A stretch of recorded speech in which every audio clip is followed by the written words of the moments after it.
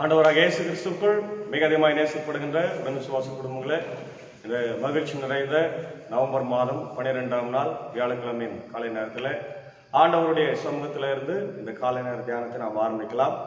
நமது ஆரம்பம் பிதா, குமாரன், பரிசுத்த ஆவியின் திரியேக நாமத்தில் உள்ளது. ஆமென். ஜெபம் செய்வோம்.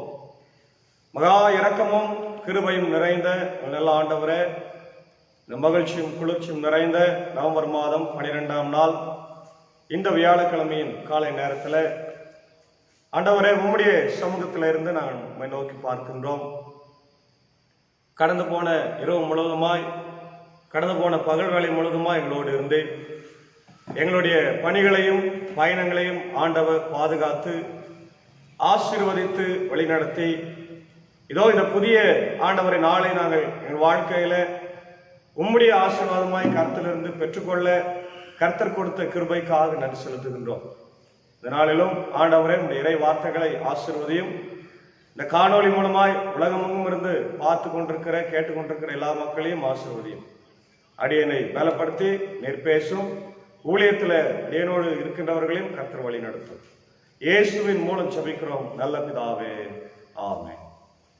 கிறிஸ்தேசுக்குள் மிக அதிகமாய் நேசிக்கப்படுகின்ற உடன் விசுவாச குடும்பங்களே, இந்த மகிழ்ச்சி நிறைந்த நவம்பர் மாதம் 12ஆம் நாள் வியாழக்கிழமையின் காலை நேரத்தில் கர்த்தருடைய ஆலயத்திலிருந்து உங்களை நாங்கள் வாழ்த்துகிறோம், ஆசீர்வதிக்கிறோம்.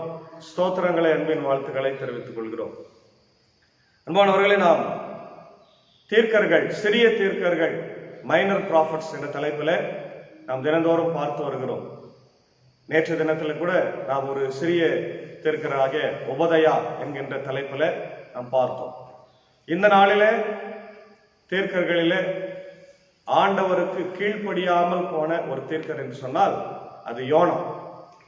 ஏனென்றால் கடவுளுடைய அழைப்பு அவருக்கு கொடுக்கப்பட்ட போது அவர் தர்சீசுக்கு கப்பல் ஏறி போய்விட்டார். நினைவே பட்டணத்துக்கு அவர் போகும்படியாக அழைப்பை கொடுக்கிற போது அவர் தர்சீசுக்கு போய்விட்டார்.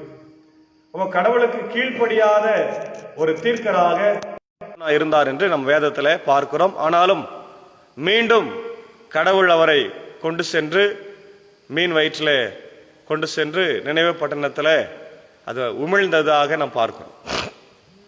அவரை குறித்த சில இறையலாளர்கள் சொல்லுகின்ற பார்வைகளை நாம் பார்க்கிற போது, யோனா நினைவே மாநகர் மக்கள் நெறி கட்டவர்களாய் வாழ்ந்து பாவ சேற்றில் உழன்று கொண்டிருந்தார்கள். ஆகவே அந்த நகருக்கு அழிவு வரப்போகிறது என்று அறிவிக்க கடவுள் யோனாவை அனுப்பினார். இஸ்ரவேல் மக்கள் குறிப்பாக அதிகமாக கெட்டவர்களாக இருந்தார்கள் என்று நாம் பார்க்கிறோம். ஆனால் அதைவிட நினைவே பட்டணத்து மக்களும் ஆண்டவருக்கு விரோதமாக பாவம் செய்து கொண்டிருந்தார்கள் என்று இங்கே வேதம் சொல்லுகிறது. கடவுளின் கருணைக்கு அளவும் இல்லை, எல்லையும் இல்லை. அவர் கனிவு காட்டுவதில் நல்லார் பொல்லார் என்று அவர் வேற்றுமை பாராட்டுவதும் இல்லை. அவரது வாக்கை கேட்டு மனமாறும் அனைவருக்கும் அவர் மன்னிப்பு அருளுகின்றார். அடி தலைவிட அணைத்தலே அவரது இயல்பாகும். எப்படி ஒரு தாய் தன் மகனை அடிக்கிறார்களோ அதுபோல கடவுள் அடிப்பார். ஆனால் இங்கே இந்த ஆசிரியர் சொல்லுகிற போது அடித்தலை விட அணைப்பே, அவர் நம்மை அணைத்து கொள்ளுகிறார் என்கின்ற ஒரு சிந்தனையை இங்க மேலோங்கி நாம் பார்க்கிறோம். பாவிகளின் அழிவை அல்ல, அவர்களது மனமாற்றத்தையே ஆண்டவர் விரும்புகிறார். ஆனால் இன்னைக்கு நிறைய பேர் பார்க்கிறோம், பிரியமானவர்களே, பாவிகள் மனம் திரும்ப வேண்டும் என்று நாம் பிரசங்கித்தாலும் அவர்கள் தண்டனை பெற வேண்டும், அழிந்து போக வேண்டும் என்றுதான் நிறைய பேர் நம்ம யோசிக்கிறோம். இது மனித இயல்பு. ஆனால் கடவுளுடைய சித்தம் என்னவென்றால், அவருடைய சிந்தனை என்னவென்றால், யாரும் தண்டிக்கப்படக்கூடாது, மனமாற்றமும் வாழ்வையும் பெற வேண்டும் என்கின்ற உயரிய சிந்தையோடு, அதுதான் கடவுளின் சிந்தை. அந்த உயரிய சிந்தையோடு யோனா தீர்க்கதரிசிக்கு அழைப்பு கடவுள் கொடுக்கின்றார். நினைவே மக்களும் யோனா அறிவித்ததை கேட்டு மனமாறி கடவுளின் மன்னிப்பை பெற்றார்கள். ஆனால் அதை கண்டு மனம் பெறாத யோனா சினம் கொண்டார். பாருங்க, கடவுள் மன்னிக்க சித்தமா இருக்கிறாரு, கடவுளுடைய மன்னிப்பு வருகிறது. ஆனா யோனா நம்ம சொன்ன தீர்க்க தரிசனம் நிறைவேறவில்லையே, கடவுள் நம்மை கொண்டு சொன்னது நிறைவேறவில்லை என்ற ஒரு கோபம் அவருக்கு இருக்கிறது. ஒரு வகையில ஒரு கடவுளுடைய ஊழியக்காரனா அந்த மக்கள் மத்தியில அது இருக்கலாம். ஆனால் யோனா சொன்னதை விட கடவுள் அந்த மக்கள் மேல கொண்டிருக்கிற அன்புக்கு அளவில்லை. அதுதான் இங்க யோனா தீர்க்க தரிசன புத்தகத்தில் 4ஆம் அதிகாரத்தில் நாம் பார்த்தோம் என்று சொன்னால் அவருடைய அன்பை குறித்து மிக அழகாக நாம் பார்க்கின்றோம். ஆண்டவர் யோனாவை நோக்கி, அந்த செடி ஒரே இரவில் முளைத்தெழுந்து மறு இரவில் முற்றும் அழிந்தது. நீ அதற்காக உழைக்கவும் இல்லை, அதை வளர்க்கவும் இல்லை, அதற்கு இவ்வளவு இரக்கம் காட்டுகிறாயே. இந்த நினைவே மாநகரில 120,000க்கும் மேற்பட்ட மக்கள் இருக்கிறார்களே, வழக்கை எது இடக்கை எது என்று கூட சொல்ல தெரியாத இத்தனை மக்களும் அவர்களோடு எண்ணிறைந்த கால்நடைகளும் உள்ள இந்த மாநகருக்கு நான் இரக்கம் காட்டாமல் இருப்பேனோ என்று சொல்கிறார். இதுதான் கடவுளுடைய சிந்தனை. யோனா அந்த மக்கள் அழிந்து போக வேண்டும் என்று சினம் கொண்டார். ஆனால் கடவுளோ இல்லை, அது நகரத்துல 120,000க்கு மேல இருக்கிறாங்களே, வலது கை இடது கை என்று தெரியாத மக்கள் இருக்கிறார்களே, கால்நடைகள் இருக்கிறது, மிருக ஜீவன்கள் இருக்கிறது, நான் எப்படி இரக்கம் காட்டாம இருப்பேன்? அப்போ யோனா வைத்து வளர்த்த செடி ஒரு நாள் அழிந்து போனதுக்கு அவர் வருத்தப்படுகிறார். அதனால கடவுள் சொல்றார், ஒரு செடி அழிந்து போறதுக்கு நீ வருத்தப்படுறியே, அந்த செடியை நீ நடவும் இல்லை, அதுக்காக உழைக்கவும் இல்லை, நீ தண்ணி ஊத்தல, அதுக்கே நீ அவ்வளவு வருத்தப்படுகிற போது, நான் படைத்த என் மக்கள், என் சாயலிலே படைத்த மக்கள், என்னுடைய சுவாசத்தை கொடுத்த அந்த நாசியில நான் கொடுத்தேனே, நான் எப்படி அவங்களை அழிப்பேன் என்று இங்க யோனாவிடத்துல ஆண்டவர் சொல்லுகிறதை நான் பார்க்கிறேன். பிரியமானவர்களே, கடவுளுடைய அளவற்ற இரக்கம், கிருபை, அன்பை இந்த புத்தகத்திலே கடவுள் நமக்கு காட்டுகிறதை பார்க்கிறோம். இயேசு கிறிஸ்து தம்முடைய பணியையும் உயிர்ப்பையும் பற்றிய பேசுகையில் யோனாவை அடையாளமாக சுட்டி காட்டியது இங்கே குறிப்பிடுவதற்கு. ஏசாமி இந்த பூமியின் வயிற்றில் 3 நாள் இருந்தார். அதை யோனாவுடைய வாழ்க்கையில மீன் வயிற்றிலே அவர் 3 நாள் இருந்ததை குறிப்பிடப்படுகிறது. அப்போ பூமியின் இருதயத்திற்குள்ளாக இயேசு 3 நாள் இருந்த பிறகுதான் ஞாயிற்றுக்கிழமை காலையில அவர் உயிரோட எழுறார். வெள்ளிக்கிழமை அவர் அடக்கம் பண்றாங்க. வெள்ளிக்கிழமை அந்த இரவு, சனிக்கிழமை இரவு, வெடிகாலை, ஞாயிற்றுக்கிழமை வெடிகாலை காலையில சூரியன் உதிக்கிறதுக்கு முன்னாடி அவர் எழுந்து வரார். இதுதான் யோனா தீர்க்கதரிசனுடைய வாழ்க்கையில் நடந்த அந்த சம்பவத்துக்கும் இயேசு ஆண்டவருடைய இந்த உயிர்த்தெழுதலுக்கும் சம்பந்தம் படுத்தி ஆண்டவரே பேசுகிறதை நாம் பார்க்கிறோம். கண்ணியமானவர்களே, இன்றைய காலகட்டத்தில் இன்னைக்கும் நம்மதில் வாழ்ந்து மதுரை அரசரடி இறையியல் கல்லூரியினுடைய பேராசிரியராகவும் இந்தியாவினுடைய ஓல்ட் டெஸ்டமெண்ட் ஸ்காலராக விளங்கி கொண்டிருக்கிற ஞான ராபின்சன் என்கின்ற ஒரு பேராசிரியர், அவர் இந்த புத்தகத்தை பற்றி சொல்லுகிற போது இந்த நூலினுடைய தன்மையை அவர் பற்றி சொல்றாரு. சிறிய தீர்க்க 12 ஆகமங்களில் இந்த நூல் 5வதாக காணப்படுகிறது. இது இதர தீர்க்க தரிசன ஆகமங்களிலிருந்து தன்மையில் வேறுபட்டு காண கிடக்கின்றது. இதர ஆகமங்கள் யாவற்றிலும் தீர்க்கர்களின் உரைகளையே அதிகமாக காண்கிறோம். தீர்க்கர்களின் வாழ்க்கையை பற்றிய குறிப்புகள் சிலவே காண கிடக்கின்றன. ஆனால் யோனாவில் இன்னும் 40 நாளிலே நினைவே கவிழ்க்கப்பட்டு போகும் 3 நான்கள எனும் சொற்கள் மாத்திரமே தீர்க்கனின் உரையாக காணப்படுகின்றன. இதர பகுதிகள் யாவும் தீர்க்கனுடைய வாழ்க்கையில் நடந்த பல நிகழ்ச்சிகளை தருகின்றன. மேலும் இதர தீர்க்கர்கள் யாவரும், குறிப்பாக இஸ்ரவேலருக்கும் சில சந்தர்ப்பங்களில் புறஜாதியாருக்கும் கடவுளுடைய நியாய தீர்ப்பை எடுத்து கூறி அதன் மூலமாக அன்னார் மனம் திரும்புதலை ஆசிப்பதை காணலாம். ஆனால் இங்கு யோனா இஸ்ரவேலுக்கு எதுவும் கூறுவதாக காணவில்லை. புறஜாதியாருக்கு கூறுகையிலும் அன்னார் மனம் திரும்புதலை அவன் ஆசிக்கவில்லை என்பதாக பார்க்கிறோம். மனம் திரும்புதலை விரும்புகின்ற கடவுள் மனம் திரும்புதலை விரும்பாத யோனா தீர்க்கர். ரொம்ப வித்தியாசமா இருக்குது. ஏன்னா எல்லா தீர்க்கருமே அவங்க பிரசங்கம் பண்றது சொல்றது எல்லாமே மனம் திரும்புதலுக்கு தான்.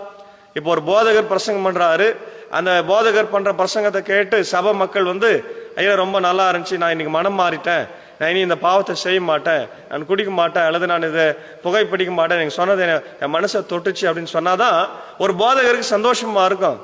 ஆனா அதை விட்டு இல்லப்பா நீ அதெல்லாம் செய்யக்கூடாது, நீ தொடர்ந்து இதை செஞ்சுனே இரு, என் பிரசங்கத்தெல்லாம் நீ கேட்டா கூட பரவாயில்ல அப்படின்னு சொன்னா எப்படி இருக்கும்?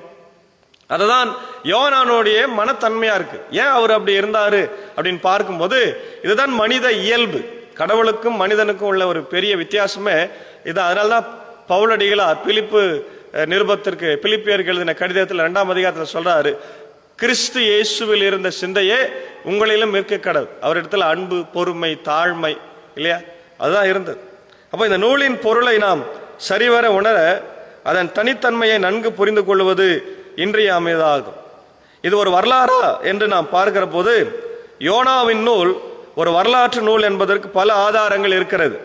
முதலாவது 2 ராஜாக்கள் 14:25 அதன் படிய யோனா 2ஆம் யெரொபெயாமின் காலத்தில் கிமு 746 முதல் வாழ்ந்து வந்த ஒரு தீர்க்கதரிசி. யெரொபெயாம் காலத்துல அவர் வாழ்ந்திருக்கிறார்.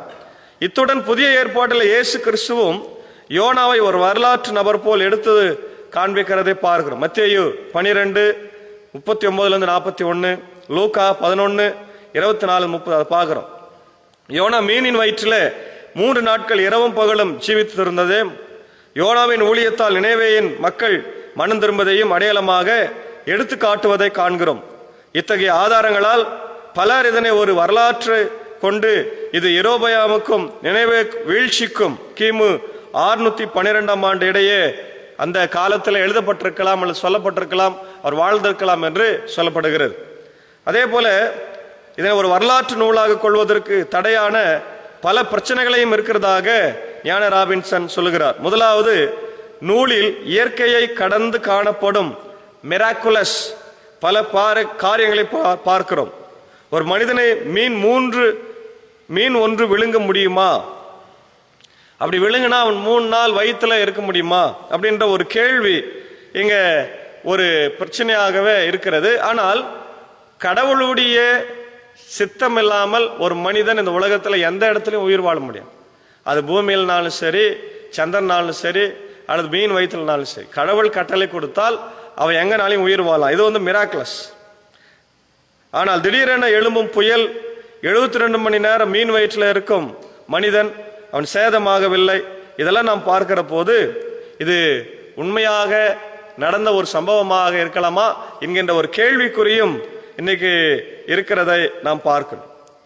அதனால்தான் இங்கே யோனாவுடைய வாழ்க்கையில இது ஒரு சம்பவம், மிகப்பெரிய ஒரு மிராக்கலாக நாம் பார்க்க. அதே போல யோனா மக்கள் மனம் திரும்புதலை ஏற்றுக்கொள்ளாத ஒரு நிகழ்வு ஒரு வித்தியாசமாகவே எனக்கு இருக்கிறது. ஏன்னா செடி ஒன்று திடீரென தோன்றி யோனாவனுடைய அந்த 2-3 நாள் அவனுக்கு நிழல் கொடுத்தது. அதை ஒரு இயற்கையை கடந்த ஒரு நிகழ்ச்சியாக நம்ம இங்க பார்க்கிறோம். மேலும் 3ஆம் அதிகாரத்தில் நினைவே மிகப்பெரியதொரு பட்டணம் என்றும் 3 நாள் பிரயாணமான விஸ்தாரம் உள்ளதென்றும் கூறப்படுகிறது. இது இறந்த காலத்தில் கூறப்பட்டு இருப்பதால் நூல் எழுந்த காலத்தில் பட்டணம் இல்லை என்று காணலாம். ஒருவேளை இது பின்னாடி எழுதப்பட்டிருக்கலாம் என்று சொல்லப்படுகிறது. அதனால இந்த நூல் கிமு 612க்கு பின்பு, அதாவது நினைவே அழிக்கப்பட்ட பின்பு எழுதப்பட்டிருக்க கூடும் என்று சொல்லப்படுகிறது.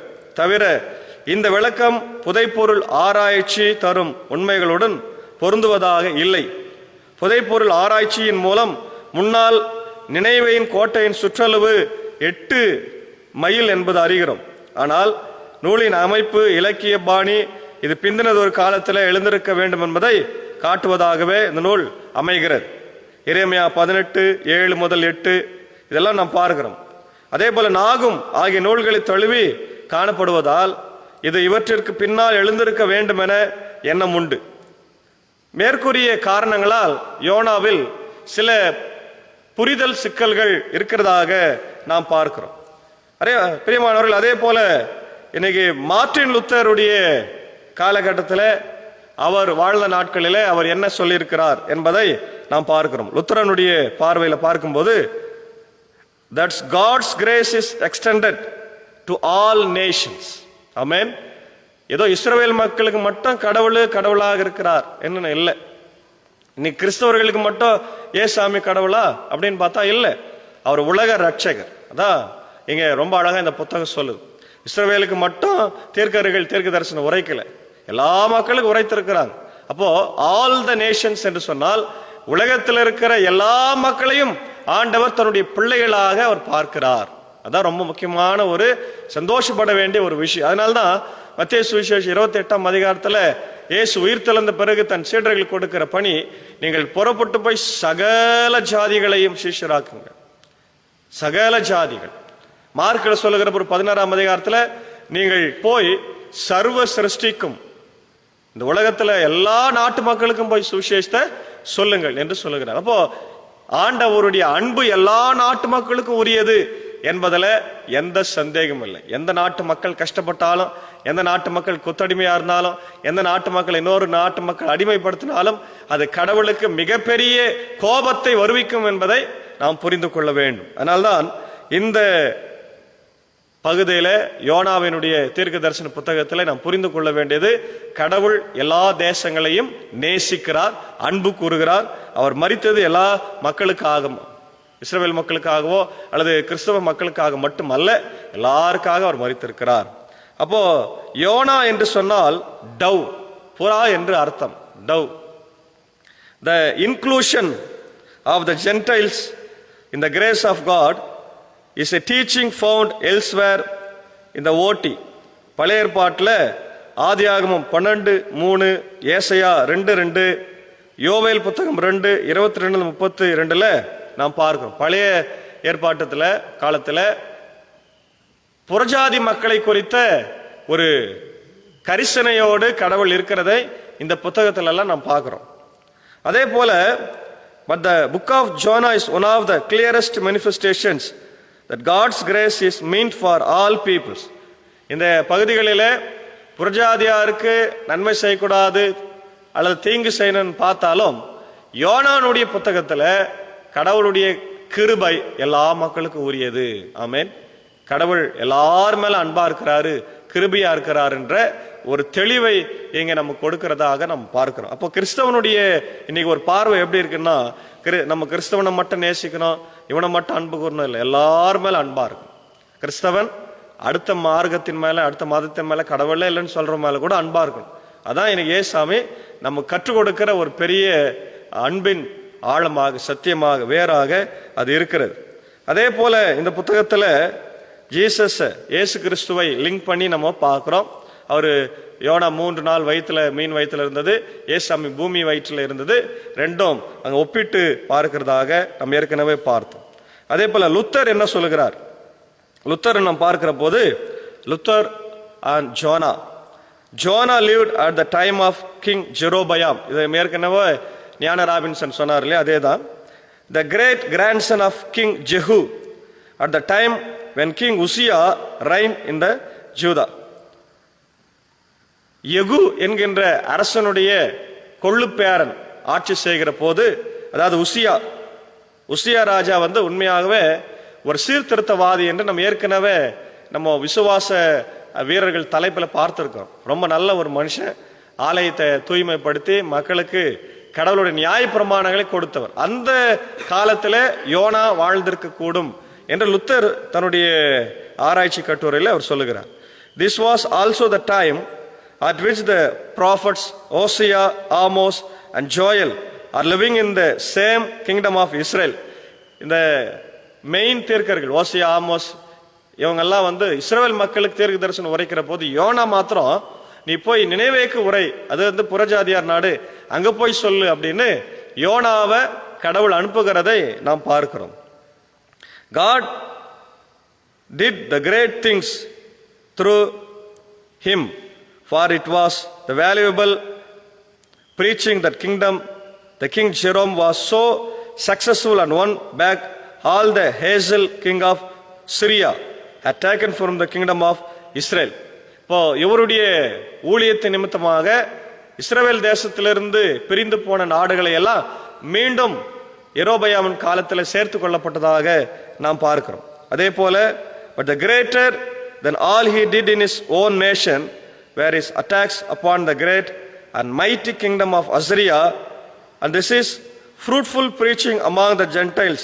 Among them he accomplished more than could have been accomplished among his own people with many sermons. பிரியமானவர்களே, பல மக்களுக்கு அவர் தீர்க்க தரிசனம் உரைத்திருந்தாலும் தன் நாட்டு மக்களுக்கு உரைக்கிறது போல வராது. அதுதான் இங்க லுத்தர் சொல்றார்.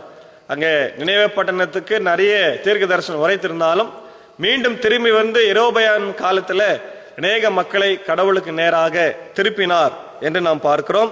யோனா புத்தகத்துல 4 அதிகாரங்கள் மாத்திரமே இருக்கிறது. யோனாவின் அழைப்பும் கீழ்ப்படியாமையும் முதல் அதிகாரத்தில் பார்க்கிறோம். யோனாவின் மன்றாட்டு 2ஆம் அதிகாரத்தில் பார்க்கிறோம். நினைவேயில் யோனா 3ஆம் அதிகாரத்தில் பார்க்கிறோம். யோனாவின் சினமும் கடவுளின் இரக்கமும் 4ஆம் அதிகாரத்தில் பார்க்கிறோம். இது கடவுளுடைய மிகப்பெரிய ஒரு வித்தியாசமான அணுகுமுறை. ஏன்னா இஸ்ரவேல் மக்களுக்கு மட்டுமே தீர்க்கர்களை அவர் அனுப்பி கொண்டிருந்ததை பார்க்கிற போது அவர் இல்ல, என்னுடைய அன்பு குறுகியது அல்ல, என்னுடைய அன்பு உலகம் முழுக்கும் இருக்கிறது என்று சொல்லி ஆண்டவர் நினைவே பட்டணத்துக்கு யோனாவை அனுப்பி கடவுளுடைய ஆசீர்வாதத்தை அந்த மக்களுக்கு கொடுத்து அவர்களை ஜீவனை காக்கிறதை நாம் பார்க்கிறோம். ரொம்ப அழகா சொல்றாரு. அதான் யோனா 4ஆம் அதிகாரத்துல வாசிக்கிறோம். ஒரு அழிந்து போகின்ற செடியை குறித்து உனக்கு இவ்வளவு அக்கறை இருக்குன்னா 120,000க்கு மேல இருக்கிற மக்களை நான் எப்படி அழிக்க முடியும்? இதுதான் இன்னைக்கு கடவுளுடைய இரக்கம். பிரியமானவர்களே, இன்னைக்கு நம்ம கூட எத்தனையோ ஆத்துமாக்களை அழிந்து கொண்டிருப்பதை நாம் பார்க்கிறோம். அல்ல, அழிந்து கொண்டிருக்கிறத பார்த்துன்னு வேடிக்கை போறது கிறிஸ்தவனுடைய வேலை அல்ல. முதலாவது அழிந்து கொண்டிருக்கிற ஆத்துமாக்களுக்காக நாம் ஜபிக்க வேண்டும். அவள் எந்த நாட்டை சேர்ந்தவளா இருந்தாலும், எந்த தேசத்தை சேர்ந்த, எந்த இனத்தை சேர்ந்தவளா இருந்தாலும், முதலாவது நாம் அவங்களுக்காக ஜபிக்கும் போது ஆண்டவருடைய பிள்ளைகள் என்கின்ற ஒரு பெரிய சாட்சியை நம்ம விட்டு செல்கிறோம். ஆகவே பிரியமானவர், நாமும் மற்றவர்கள் மேல அன்பா இருப்போம், மற்றவர்கள் மேல கரிசனையோடு இருப்போம், மற்றவர்கள் மனம் திரும்ப நம்முடைய வாழ்க்கையை ஆண்டவருக்காக அர்ப்பணிப்போம். யோனாவை போல கீழ்ப்படியாமல் போனாலும் மீண்டும் கொண்டு வரப்படுவோம் என்பதை நீங்க மறக்கக்கூடாது. யோனா தர்சிசுக்கு ஏறி ஓடி போனார். ஆனால் பாருங்க, அந்த கப்பல்ல புயல் வந்து யோனாவை தூக்கி போட்டு கடல்ல இருக்கிற மீன் முழுங்கி அவனை அந்த கரையில வந்து கக்குது. ஆனா அப்ப என்ன அர்த்தம்? கடவுளுடைய பார்வைக்கு மறைவாக யாரும் எங்கேயும் ஓடி ஒளியவே முடியாது. அதனால கடவுளுடைய பார்வையில நம்ம எல்லாம் நிர்வாணிகளா இருக்கிறோம் என்று வேதம் சொல்லுகிறது. ஆகவே we are naked in the eyes of Jesus Christ. கடவுளுடைய பார்வையில நாம் எல்லாரும் நிர்வாணிகளா இருக்கிறோம். அதனால நம்ம எங்க போறோம், என்ன வரோம், நம்ம என்ன செய்யறோம், என்ன பேசுறோன்றது எல்லாம் அவருக்கு தெரியும். ஆகவே அப்படி பார்வையில நாம் இருக்கிறோம் என்கின்ற மன உணர்வோடு மனம் திரும்புதலுக்கு ஏற்ற நம்முடைய வாழ்க்கையை அமைத்துக் கொள்ள கர்த்தர் இந்த நாளில நம் ஒவ்வொருவரையும் ஆசீர்வதித்து வழிநடத்தி காப்பாராக. ஆமேன். எல்லா புத்திக்கும் மேலான தெய்வீக சமாதானம் நம்முடைய இருதயத்தின் சிந்தனைகளை ஆண்டவராக இயேசு கிறிஸ்துவுக்குள் காத்துக்கொள்வதாக. ஆமேன். ஜெபம் செய்வோம். துதிகளின் மதிலே மகிமையோடு வீற்றிருக்கிற எங்கள் நல்ல ஆண்டவரே, எங்கள் ராஜாதி ராஜாவே, கர்த்தாதி கர்த்தாவே, இது அந்த மன மகிழ்ச்சியும் குளிர்ச்சியும் நிறைந்த நவம்பர் மாதம் 12ஆம் நாள் வியாழக்கிழமைக்காய் நன்றி செலுத்துகிற ராஜா. இதோ இந்த நாளில கூட யோனானுடைய வாழ்க்கையில ஆண்டவர் நீர் செய்த காரியங்களை குறித்து நான் பார்த்தோம்.